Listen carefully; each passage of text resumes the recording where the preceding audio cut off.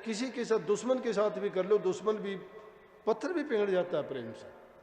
तो तुलसीदास जी अपनी पत्नी से ही प्रेम करते थे। एक रात के लिए अपने घर चली गई, एक रात नहीं, उसके बिछोए को सहन कर सका।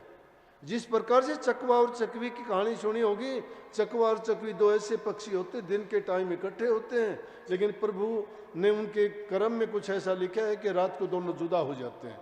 जुदा हो जाते हैं तो पूरी रात को सोते नहीं वो पक्षी, वो एक दूसरे की बिरह में, तड़प में एक दूसरे को बोलते रहते हैं, पूरी रात वो गुजार देते हैं। वो दूसरी जगह होता है, वो दूसरी जगह होता है। इस पर अनेक छोटी छोटी कहानियां चली कि भाई चकवा चकवी से कहता है, चकवी चकवी से कहता है कि कोई ऐसी बात कहो कि हमारी रात कट जाए। वो बिरह में अपनी रात बोल के काटते हैं, लेकिन दिन के टाइम वो इकट्ठे हो जाते हैं। लेकिन प्रेम उनका कितना प्रेम है कि उस प्रेम की बिरह में वो पूरी रात सोते नहीं है। तुलसीदास जी के साथ ऐसा हुआ, पत्नी चली गई, उनके पीछे पीछे चले गए। कैसे जाते? रास्ते में जमुना जी का देखा तो पानी अथा, उसको पार नहीं कर सकते थे।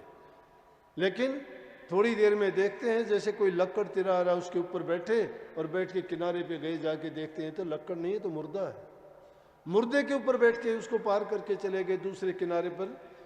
और उससे घर गए तो घर जाके देखते हैं कि अब घर में रात के टाइम में मैं किसको बोलूं, अगर रात के टाइम बोलूंगा तो लोग चोर समझेंगे, कोई कुछ कहेगा, कोई कुछ कहेगा। इधर उधर से झांका तो उसको एक रस्सा दिखाई दिया, उसको पकड़ के घर में गए। उसकी पत्नी उसको देख के हैरान होगी, बोली कि कैसे आए, अंदर कैसे आए, घर में कैसे प्रवेश किया? बोला कि रस्सा है, जाके देखती है तो सांप है। बोला रस्सा नहीं है तो सांप है। बोला नदी को कैसे पार किया रात में? कोई कश्ती तो वहाँ थी नहीं, होती नहीं है, दिन में भी मुश्किल से होती है। बोला कि कश्ती नहीं, मुझे तो वहाँ एक लक्कड़, क्या लक्कड़ समझ के एक मुर्दे पर बैठ के आ गया।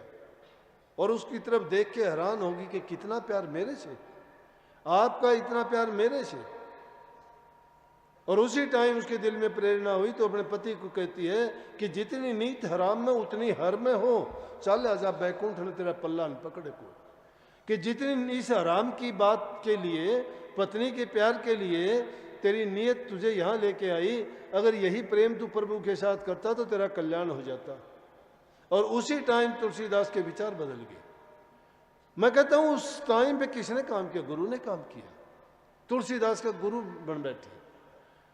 उस पत्नी से खुश हो गया वो और कहने लगा कि अब तो आपने मेरा जो काम किया है गुरु वाला काम किया है, कि आपने मेरी आंखें खोल दी हैं, आपने मुझे ज्ञान दे दिया है, मेरा ज्ञान का अंधेरा मिट गया है, आपने मुझे ऐसा सबक दे दिया है कि मेरे जीवन को बदल दिया।